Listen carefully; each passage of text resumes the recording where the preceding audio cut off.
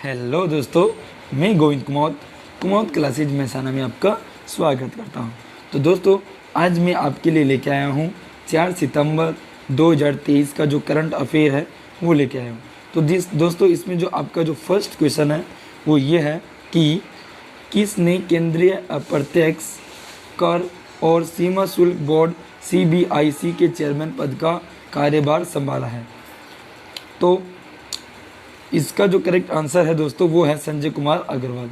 तो दोस्तों, आप यहाँ पे देख सकते हो, ये है संजय कुमार अग्रवाल। ठीक है दोस्तों, अगर हम बात करें इसकी तो इसमें जो दोस्तों हैं, तो दोस्तों अगर हम इसमें बात करें कि ये जो आपका अप्रत्यक्ष कर आया है ना, तो इसमें अप्रत्यक्ष कर कौन सा है? तो दोस्तों, अप्रत्यक्ष अगर कर की हम बात करें तो अप्रत्यक्ष कर है वो आपका है पहला सीमा शुल्क। ठीक है दोस्तों, कौन सा है? सीमा शुल्क। ठीक है। दूसरे कर की बात करें तो वस्तु एवं सेवा कर, जिसको हम बोलते हैं GST। ठीक है।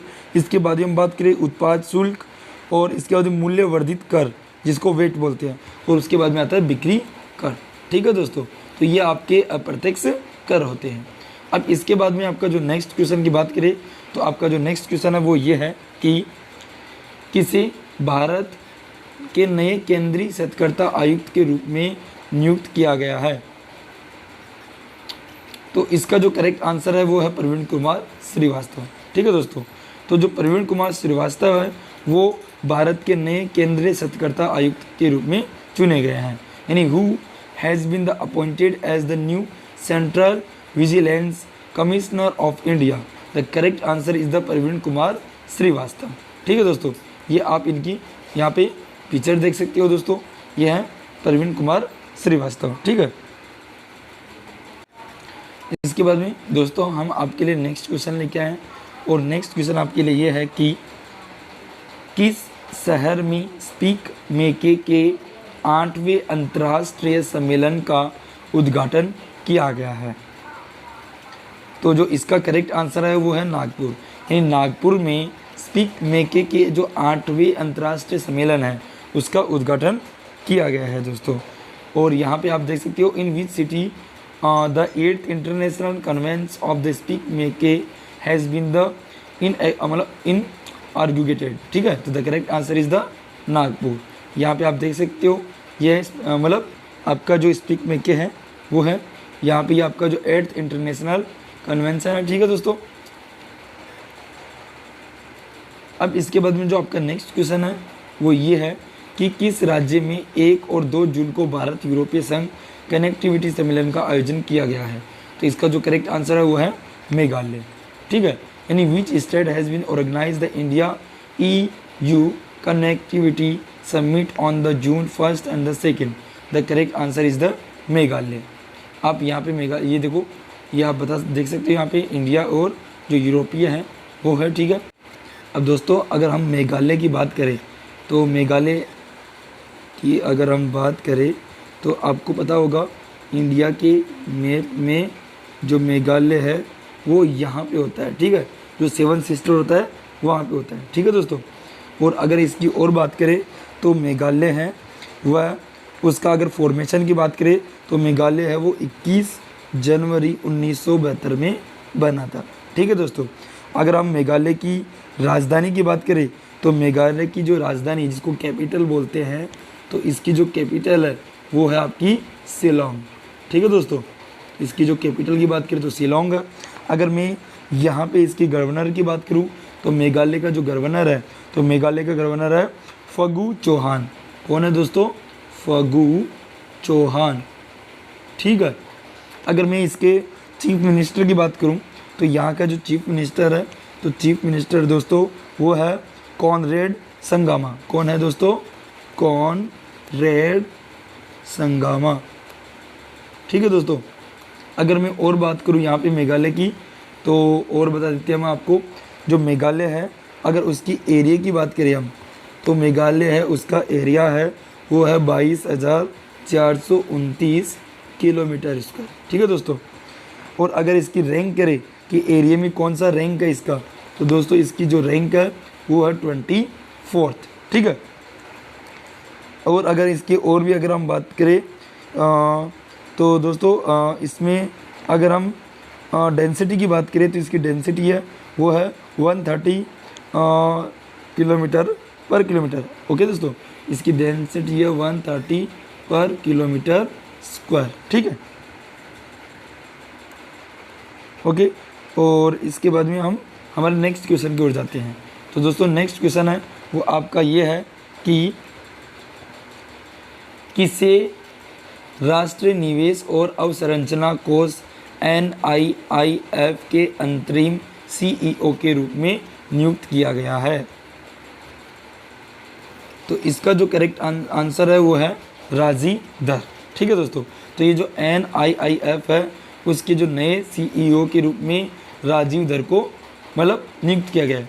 Who has been appointed as the interim CEO of national investment and the infrastructure fund यानी NIIF। तो the correct answer is Rajeev Dhar. ठीक है दोस्तों, ये आप देख सकते हो, ये है राजीव धर। ठीक है, जो NIIF के CEO है। ठीक है दोस्तों, और इसके अगर बारे में हम और बात करें तो वो मैं आपको बता देता हूँ इसके बारे में। तो दोस्तों हम यहाँ पे अगर इसकी उद्योग की बात करें, मार्कर ले लेते हैं। अगर हम इसके उद्योग की बात करें तो इसका जो उद्योग है वो है संस्थागत निवेश फंड। कौन सा है दोस्तों? संस्थागत निवेश फंड। ठीक है, और अगर हम इसकी स्थापित की बात करें कि ये कब स्थापित हुआ था, तो जो आपका NIIF है वह 8 मतलब फरवरी 2015 में फरवरी 2015 में स्थापित हुआ था। ठीक है, अगर इसका मुख्यालय की बात करें NIIF की, तो अगर मुख्यालय की बात करें तो इसका जो मुख्यालय है वो है मुंबई।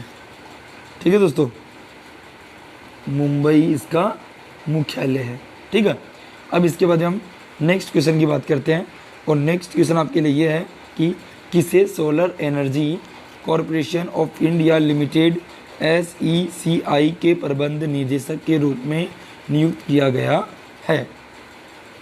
तो इसका जो करेक्ट आंसर है वो है अजय यादव। ठीक है दोस्तों, तो अजय यादव है, उनको SECI यानी solar energy corporation of India limited के जो प्रबंधक निदेशक के रूप में नियुक्त किया गया है। Who has been appointed as the managing director of the solar energy corporation of India limited SECI? The correct answer is the Ajay Yadav. तो ये आप यहाँ पे अजय यादव को देख सकते हो। ठीक है दोस्तों, इसके बाद में हम हमारा जो नेक्स्ट क्वेश्चन है उसकी बात करते हैं। किसे लिथुआनिया में भारत के अगले राजदूत के रूप में नियुक्त किया गया? द करेक्ट आंसर है Devesh Uttam. Who has been appointed as the next ambassador of India to Lithuania? ठीक है, the correct answer is the Devesh Uttam. ये आप देख सकते हो, ये है देवेश उत्तम, जिनको नए संयुक्त सचिव के रूप में नियुक्त किया गया है। ठीक है दोस्तों, तो ये जो लिथुआनिया है वो गणराज्य में भारत के अगले राजदूत के रूप में नियुक्त किया गया है इनको।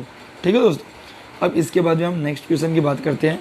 तो नेक्स्ट क्वेश्चन है कि महाराष्ट्र के उप मुख्यमंत्री देवेंद्र फडणवीस ने किस देश में छत्रपति शिवाजी महाराज की प्रतिमा का अनावरण किया है? तो जो करेक्ट आंसर है वो है मॉरिशस। ठीक है दोस्तों, तो ये मॉरिशस है, जहाँ पे पोर्ट लुइस मॉरिशस। ठीक है, वहाँ पे जो देवेंद्र फडणवीस है जो उप मुख्यमंत्री है कहाँ के? महाराष्ट्र के। तो वहाँ पे उन्होंने जो छत्रपति शिवाजी हैं उनकी प्रतिमा का अनावरण किया है। ठीक है दोस्तों, तो अब मैं आपको मॉरिशस के बारे में थोड़ा बता देता हूँ। तो देखो ये पिक्चर में आप देख पा रहे होंगे, तो इन्होंने अनावरण किया है। तो अब हम मॉरिशस के बारे में थोड़ा देख लेते हैं। तो देखो, CEO ऑफ एयरटेल,